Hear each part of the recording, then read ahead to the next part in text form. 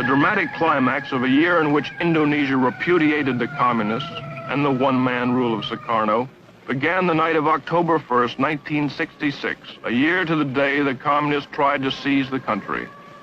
Assembled was a special military tribunal. On trial was Dr. Subandrio, next to Sukarno the most powerful man in Indonesia.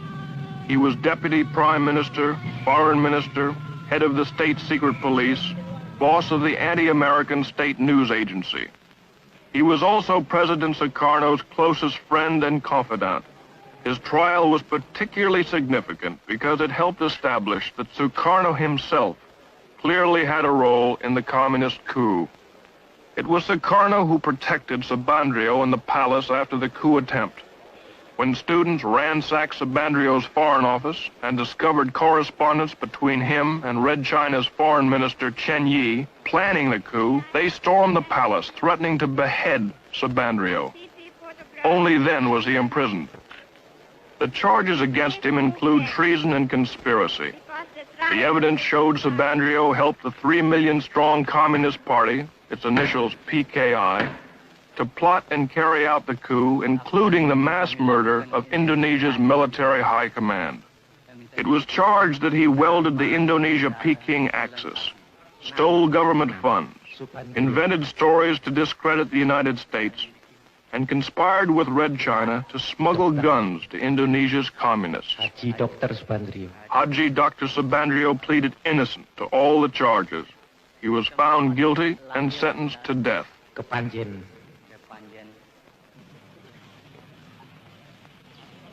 Hundreds more involved in the PKI coup are in prisons. Painstaking interrogations have pieced together the incredible plot. Being questioned is the commander of one of the 3 divisions that spearheaded the coup, Captain Suradi. Supported by the PKI, their mission was to disable the army by murdering its top commanders, seize all communications, and immobilize the government long enough for the PKI politicians to take over.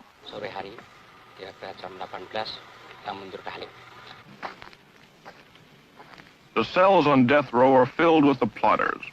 Only because General Suharto and Nasution escaped their murderers and rallied loyal army units was the coup crushed. Colonel Latif here tried to kill General Nasution, was wounded in the process, and now awaits trial. During the coup, Latif directed tactical operations. General Parman, chief of the Army Intelligence, was killed by this man. He shot General Yani, chief of the army. Here the murderer of the deputy chief of staff. Lance Corporal Hargiono missed General Nasution, but shot his sister and infant daughter 5 times.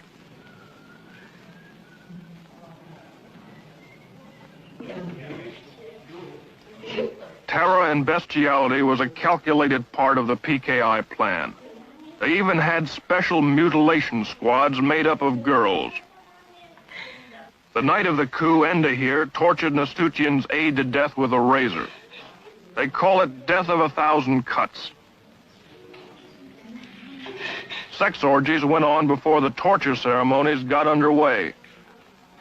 The girls claim they were promised $10 for the evening's work, but were never paid. The girls were instructed by a communist women's organization called Garwani. For 6 months before the coup, they were meticulously trained in the fine art of torture. They were even given 4 innocent human victims to practice on. The way it was planned, according to their confessions, was the night of the coup, the captured army generals would be brought to a farm near Jakarta called Lubang Boya, or the Alligator Hole. Here they were to be ritualistically tortured to death. As it worked out, 3 of the generals were dead on arrival. The remaining victims, to the delight of the huge communist throng, were slowly killed. Eventually, the mutilated bodies were dumped down a well. The spectacular atrocities were calculated to so terrorize Indonesia that there would be no resistance to the coup. It worked just the other way. When the hideousness of their crimes were made public, it triggered a national revulsion. This set off the equally brutal slaughter and arrest of 500,000 suspected communists from one end of Indonesia to the other. And the purge continues to this day. Dalam pelaksanaannya ya, supaya kalian bersembunyi. Itu aja. Dalam pelaksanaannya agak sembunyi, apabila mereka itu baru adakan, ini kan sudah ada kawan kita. What you see here is typical. Supported by the Army, high school and college student organizations seal off and search a Jakarta suburb for communists. Homes are entered and searched. Men, women, and children are interrogated. Identification papers are examined. Ini bukan Bapak tahun.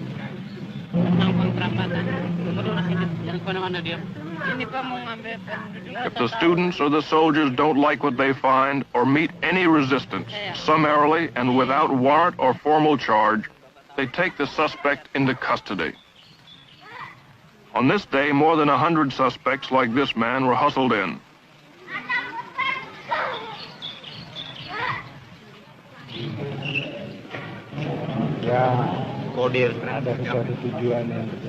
A kind of kangaroo court, supervised by military officers, was held in a nearby building.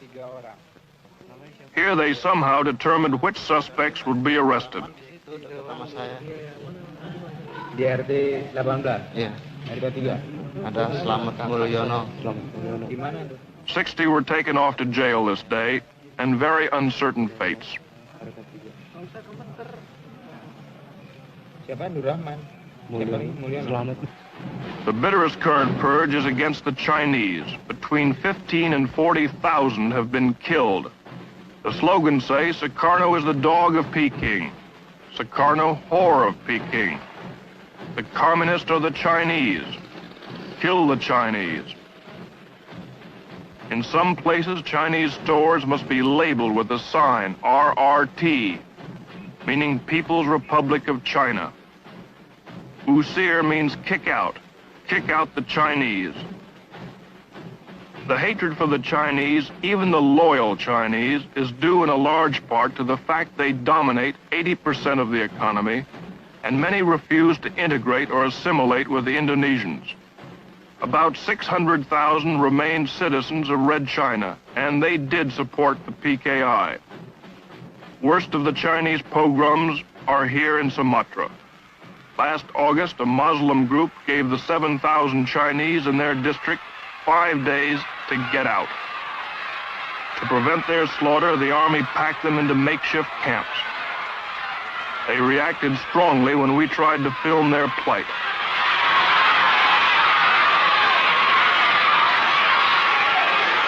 For 2 months, 1,600 men and women, children have crowded in here, waiting to return to Red China. As you can hear, they're not very friendly. They're very short of food. Their cry, as you can hear, is Gang Yang America, Gang Yang Mia Cologne, which means crush America, crush the neocolonialists.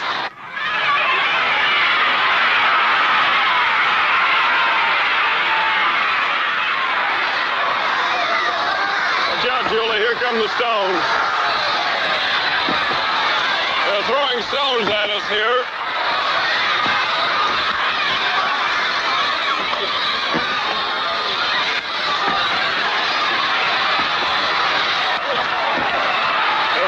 Camps like this, a total of about 5,000 Chinese. They're waiting to be deported. Good, watch out. What was that now? The sentries are firing their rifles over the heads of these people to keep them suppressed. These people are beginning to get out of hand. They're firing submachine guns now into the air. Uh-oh, one soldier was just hit on the chin by a rock. Okay, Julie?